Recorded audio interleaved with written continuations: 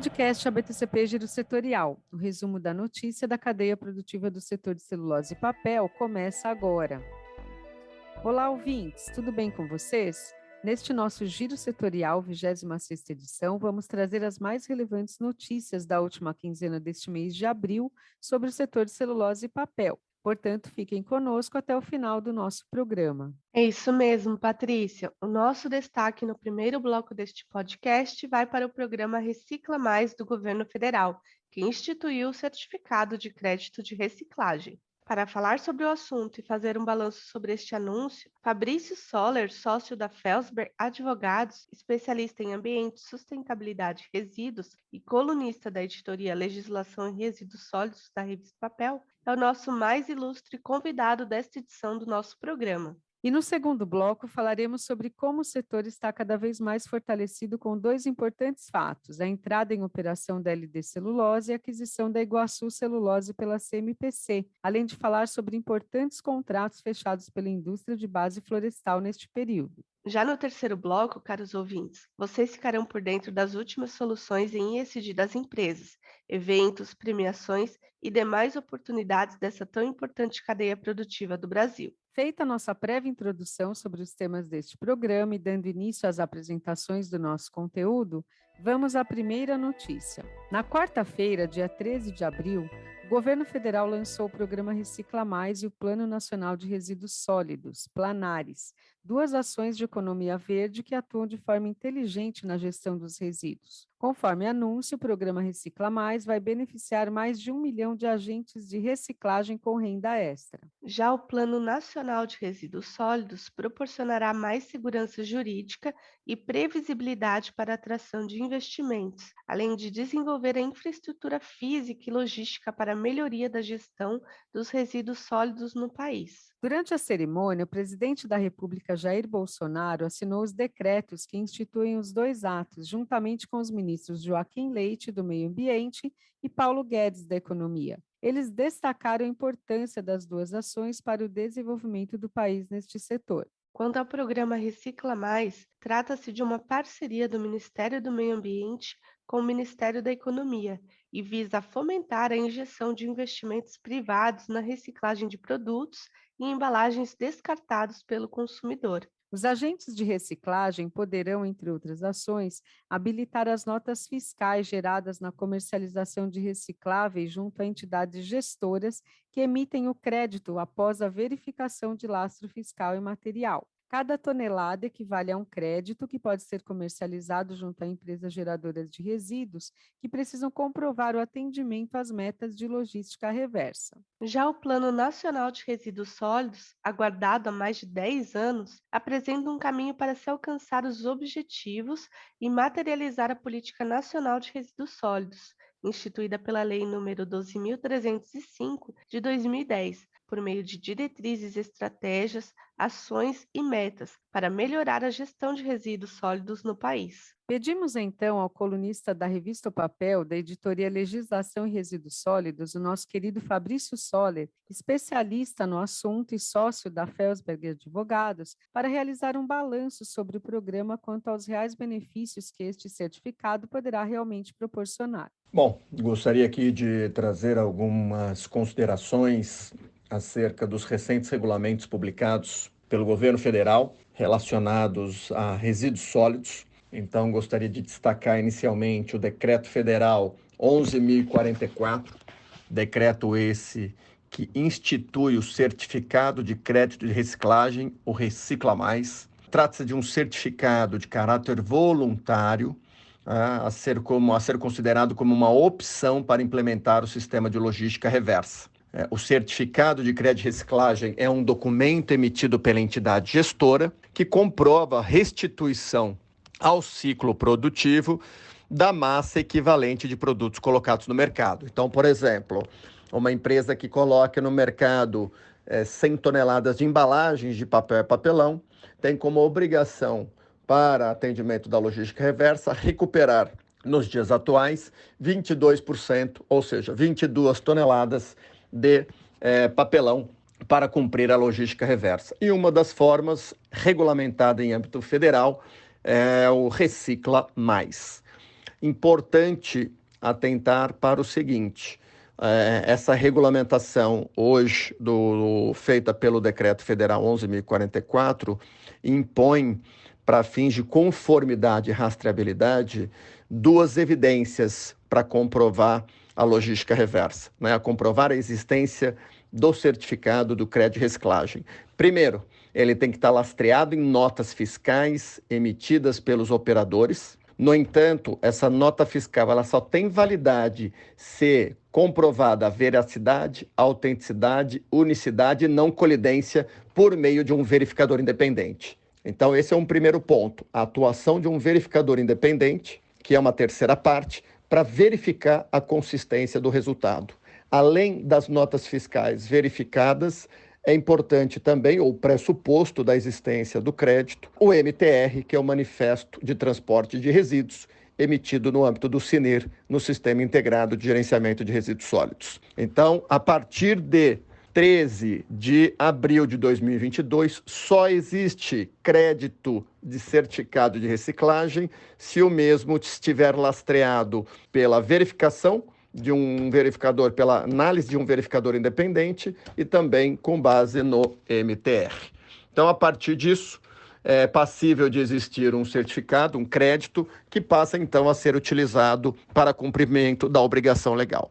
Além disso, o decreto também traz, assim, como uma novidade, que dentro de uma regulamentação federal, a criação de um black box, ou seja, uma ferramenta para que possa capturar as informações anonimizadas do setor empresarial quanto ao volume colocado no mercado e o volume recuperado no âmbito da logística reversa.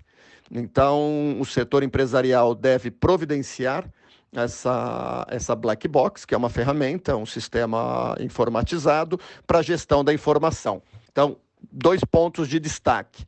Para fins de rastreabilidade, a atuação do verificador independente e o MTR, e para fins de governança, a comprovação dos dados a partir de um black box, de um sistema informatizado. Ainda no âmbito da governança, o novo decreto prevê a criação do GAP, do Grupo de Acompanhamento de Performance, que será formado pelas entidades representativas do setor, como, por exemplo, a Indústria Brasileira de Árvores, como o IBA, entre outras entidades, que acompanharão as ações e evolução do sistema de logística reversa e reportarão os resultados desse sistema ao Ministério do Meio Ambiente. Então, o GAP, ele reporta até o 31 de março de cada ano um relatório, né, do sistema de logística executado no ano anterior.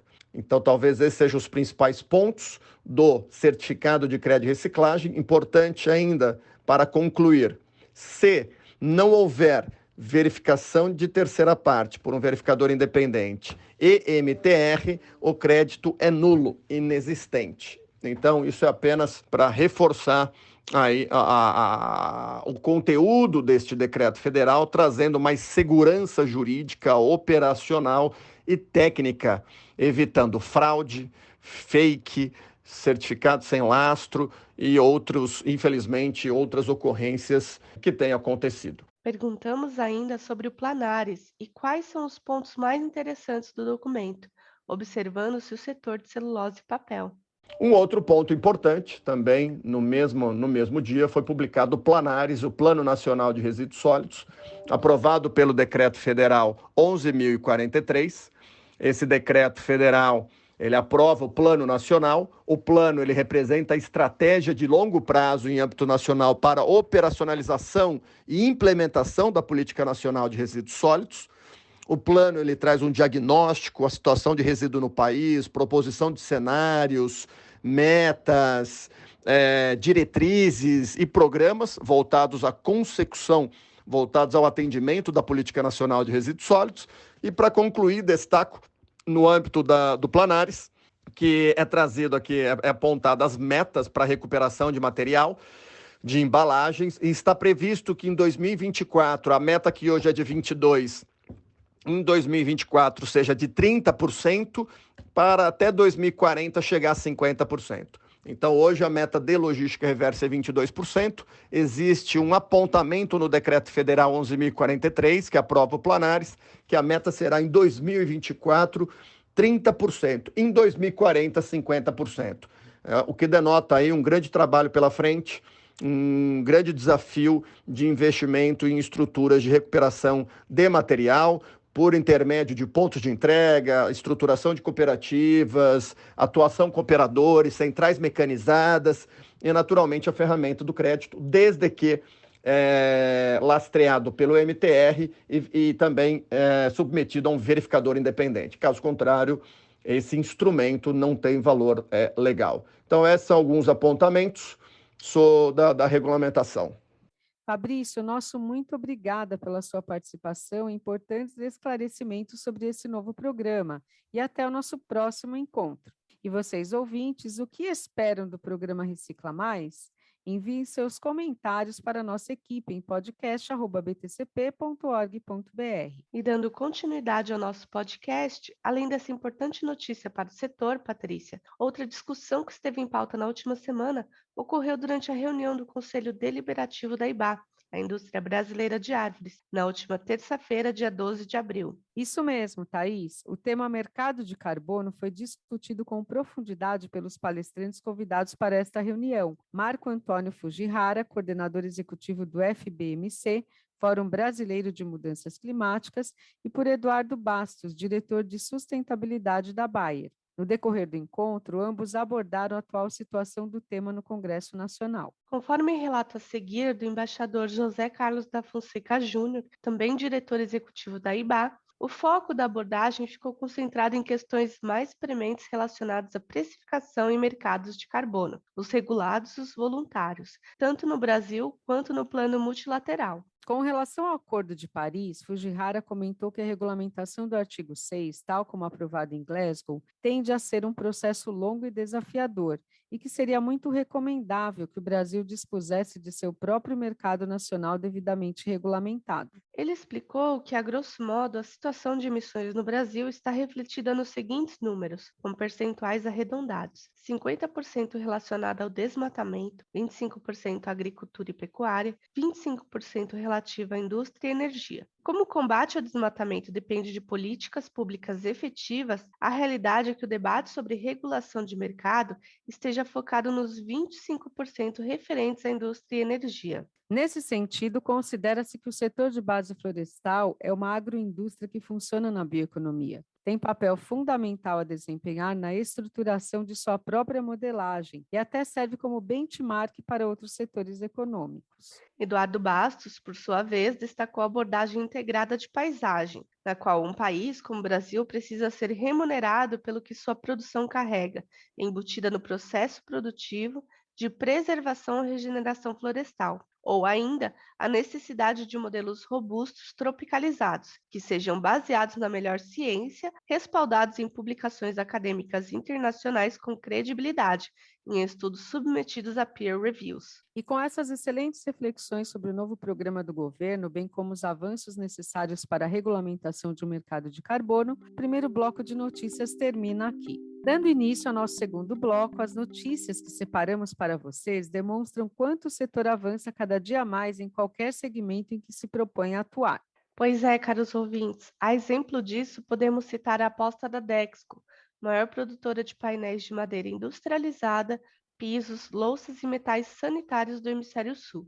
A empresa informou na última semana que tiveram início as operações dos equipamentos e ramp-up da produção da LD Celulose, a nova fábrica de celulose solúvel, que é resultado da joint venture entre a empresa Dexco com a austríaca Lenzing. Aliás, parênteses, caros ouvintes, a nossa reportagem de capa da revista O Papel de agosto será sobre a LD Celulose. Acompanhem, portanto, nossas próximas edições em revistapapeldigital.org.br. Isso mesmo, Patrícia. E o investimento industrial nesse projeto foi da ordem de 1,38 bilhão de dólares. Localizada no Triângulo Mineiro, em Minas Gerais, a LD Celulose terá capacidade de produção anual de 500 mil toneladas de celulose solúvel, que serão 100% direcionadas às unidades fabris da Lenzing. Para o presidente da Dexco, Antônio Joaquim, a nova fábrica da LD Celulose faz parte do plano estratégico da companhia. Mas não é só a Dexco que está despontando no mercado, Thaís. Também na última semana, acompanhamos o anúncio da CMPC sobre a conclusão do processo de aquisição da Iguaçu Celulose. A multinacional chilena assumiu o controle das operações de 3 unidades industriais da Iguaçu após o processo anunciado em dezembro de 2021. Com isso, a CMPC passa a operar no Brasil com suas 3 linhas de atuação: a de embalagens sustentáveis, biopackaging, que soma seus negócios de celulose com a unidade industrial de Guaíba, e de papéis tixo com a Softs. As plantas adquiridas têm capacidades anuais de fabricação de agregados de 105 mil toneladas de celulose, 120 mil toneladas de papel Sackcraft, 21 mil toneladas de papéis especiais, além das linhas de conversão para produzir 500 milhões de unidades de sacolas de papel por ano. Com elas, a CMPC aumenta a capacidade de produção anual de sacos de papel para cerca de 1,5 bilhão de unidades, consolidando-se como o segundo player global nesse setor. Ainda falando sobre fusões e aquisições, a Dorf Ketal anunciou a aquisição da Kiat Chemicals, empresa com sede na Índia. O acordo ajudará a companhia a diversificar seu fluxo de receita e entrar no negócio de alvejantes óticos. Para o Brasil e América Latina, a integração desses produtos ao portfólio regional será feita em pouco tempo, ampliando assim a gama da linha de especialidades químicas para papel e entrada nos mercados têxtil e de detergentes. E passando agora para destaques de contratos firmados pelo setor, vamos falar sobre a Suzano, onde a Voit esteve presente na parada geral realizada na unidade de Mucuri, na Bahia. Para cumprir o prazo estipulado de 120 horas para a realização da parada, equipamentos de várias unidades da Voit Europa, São Paulo e Ponta Grossa foram trazidos para Mucuri, que incluíram troca do cilindro secador, remoção, retífica, aplicação do revestimento Terra Dry CT e reinstalação dos cilindros secadores 2 e 3 da máquina de papel, entre vários outros itens. Rodrigo Martins, Senior Vice President da Fabrics and Roll Systems da Voit Paper América do Sul, falou sobre a relevância dos serviços prestados à Suzano nessa parada geral. A Voit participou recentemente da Parada Geral da Suzano, em Mucuri, e o resultado foi realmente um sucesso. Os times da Voit de diversos lugares, inclusive da Europa, trouxeram seus equipamentos e trabalharam em sinergia total, realizando os serviços previstos dentro do prazo estipulado pela Suzano. Aliás, superando também os desafios inesperados com muito êxito. A confiança é a base do relacionamento com os nossos clientes. Inclusive, isso foi algo que a própria Suzano salientou, além de elogiar em nossa estrutura global e capacidade técnica. Temos muito orgulho em concluir mais este projeto com a Suzano, que é nossa parceira há muitos anos. E muito orgulho também do pessoal da Voit, que é totalmente comprometido, com um profundo espírito de equipe e altamente especializado.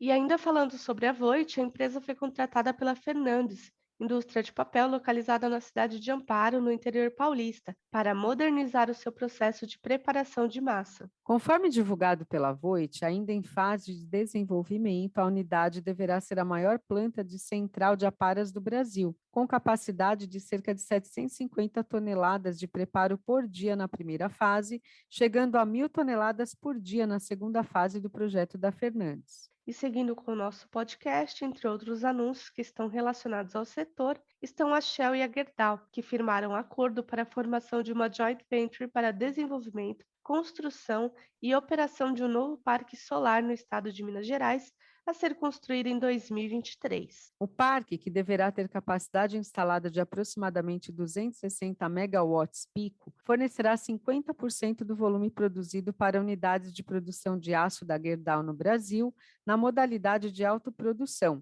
e a outra metade será negociada no mercado livre por meio da Shell Energy Brasil. Vale dizer que a parceria poderá viabilizar o desenvolvimento de aproximadamente 1/3 da capacidade total do parque solar, e a Shell seguirá buscando outros clientes de longo prazo, como autoprodutores, por exemplo, para endereçar o volume remanescente do complexo. Outra parceria com viés ambiental foi anunciada pela Radix. A companhia tem uma nova parceira estratégica global, a Comark Systems Inc., empresa com mais de 30 anos de experiência atendendo a indústria de papel e celulose na América do Norte e que passará a atender a América do Sul. A primeira iniciativa da parceria será a criação de uma solução ESG totalmente integrada para a indústria de papel e celulose, que vai medir as perdas de fibras no processo de produção de papel e fornecer uma solução completa de modelagem e emissão de relatórios. A partir dela, será possível identificar e rastrear possíveis origens de vazamentos e perdas de fibras que, consequentemente, vão parar em redes de abastecimento de água. A Comarc será responsável pela medição e instrumentação dos dados, enquanto a Radix irá agregar uma solução de analytics para rastrear e identificar esses vazamentos. E com essas notícias sobre negócios e mercado do setor, encerramos o segundo bloco desta 26ª edição do nosso podcast ABTCP Giro Setorial. Dando continuidade ao nosso programa, neste terceiro e último bloco, confiram algumas novidades em eventos, reconhecimentos e premiações e demais oportunidades das empresas do setor para vocês. Iniciando pela Suzano, a empresa está entre as 36 organizações que compõem a carteira de ações do índice CDP Brasil de Resiliência Climática, ICDP R70. Apenas 9 companhias, incluindo a Suzano, alcançaram as notas A ou A-. A nova carteira tem vigência entre abril de 2022 e março de 2023. O ICDP-R 70 é elaborado pelo CDP, organização que dimensiona globalmente o impacto ambiental de empresas e governos. As análises contam com dados públicos da B3 e seguem metodologia alinhada ao Task Force on Climate-Related Financial Disclosures, TCFD. E toda essa sustentabilidade promovida pela Suzano foi tema em um webinar da BRASF, Brazilian Research Alliance for Sustainable Finance and Investment, que em português significa Aliança Brasileira de Pesquisa em Finanças e Investimentos Sustentáveis. Na ocasião, Nayara Bertão, Henrico Rodrigues e o convidado Marcelo Batti, CFO da Suzano, discutiram assuntos como regulação do mercado de carbono, Sustainability Linked Bonds, a definição de metas ambientais pela companhia, entre outros temas. Confira um trecho do CFO da Suzano comentando a oferta de novos títulos verdes no mercado. No ano passado, a gente fez várias transações, o mercado estava muito líquido, tinha muita liquidez no mundo, né, dinheiro procurando investimentos, então o mercado estava bom para fazer esse tipo de transação, estava favorável para o emissor, né? Então tinha mais demanda do que oferta, e por isso a gente conseguiu emitir a taxas muito baixas. Hoje, com essas complicações macroeconômicas de pandemia, de guerra, hoje está mais difícil, mas não está mais difícil só para os green bonds, os sustainability bonds, está difícil para tudo. Então, assim, tem esses aspectos macro que acabam pegando o todo. Agora, eu acho o seguinte, quando o mercado está bom, esses aspectos de sustentabilidade fazem com que fique melhor ainda para o emissor como nós. Quando o mercado está ruim, você ter essa possibilidade fica menos ruim para nós do que para os outros, porque a gente consegue acessar um tipo de investimento que os outros não conseguem. Então, assim, é positivo de um jeito ou de outro. E é um mercado que cresce todo ano. Assim, todo ano tem mais dinheiro procurando investimentos de impacto. Quando a economia vai bem, cresce mais. Quando a economia vai mal, cresce menos. Mas sempre cresce, né? Então, é uma tendência. Hoje é uma tendência que gera a possibilidade de diferenciação, como a gente faz. E talvez no futuro, eu acho que essa é uma visão minha, não tem certo e errado aqui, né? Uma opinião. Eu acho que no futuro as empresas que não tiverem padrões mínimos de sustentabilidade, elas nem vão conseguir captar dinheiro. E quem quiser conferir o webinar na íntegra, basta acessar o canal da BRASF no YouTube.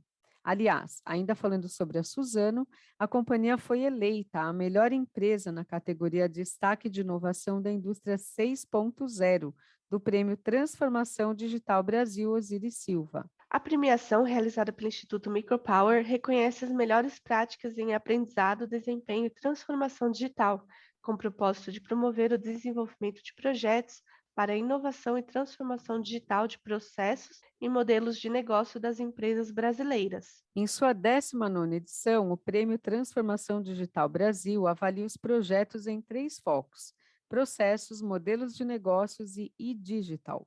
A Suzano foi reconhecida por suas práticas de inovação com foco em sustentabilidade, ESG, que é a famosa sigla em inglês para ações em níveis ambiental, social e governança e transformação digital.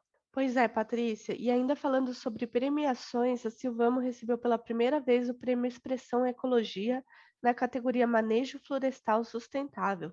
O destaque foi seu projeto de restauração ecológica na Reserva Particular do Patrimônio Natural, RPPN, Parque Florestal São Marcelo. O Prêmio Expressão Ecologia foi criado em 1993 e é certificado pelo Ministério do Meio Ambiente como um dos mais importantes do país no segmento empresarial e com foco em sustentabilidade. O ISD é um caminho sem volta, temos repetido isso várias vezes aqui, e as empresas do setor estão dando exemplos de ações neste sentido. E outra novidade neste aspecto vem da IBEMA, como marco de suas iniciativas ligadas ao ISD.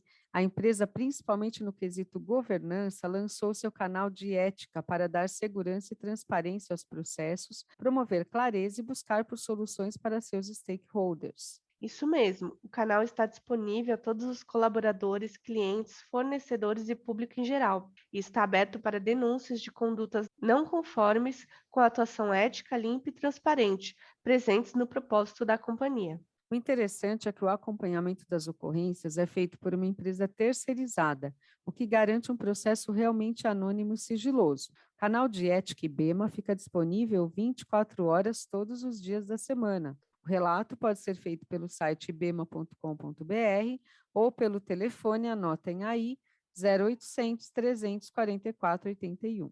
Passando rapidamente por inovações sustentáveis, o nosso podcast recebeu a notícia que a finlandesa Sulapak e a Bird Collaborative, uma startup baseada nos Emirados Árabes Unidos, assumiram a liderança, nos Emirados Árabes, com milhões de canudos distribuídos desde 2021. Feitos de lascas de madeira ligantes à base de plantas, os canudos incorporam sustentabilidade, funcionalidade e inovação.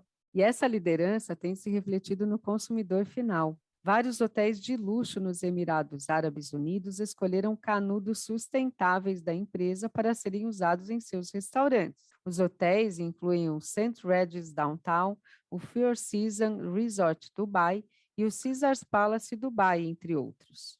E agora vamos à nossa dica da quinzena. Estão disponíveis a terceira e a quarta entrevistas da série Especialista Explica da IBA. Elson de Lima, ecólogo da Casa da Floresta, aborda a importância das florestas cultivadas para a conservação e desenvolvimento da biodiversidade. Já na entrevista desta semana, Carlos Sete Júnior, professor de Engenharia Florestal da Universidade Federal de Goiás, fala sobre a produção de energia renovável a partir de resíduos florestais e industriais, um tema atual e urgente neste desafio de uma economia descarbonizada. Confiram, portanto, os episódios no canal da IBA no YouTube.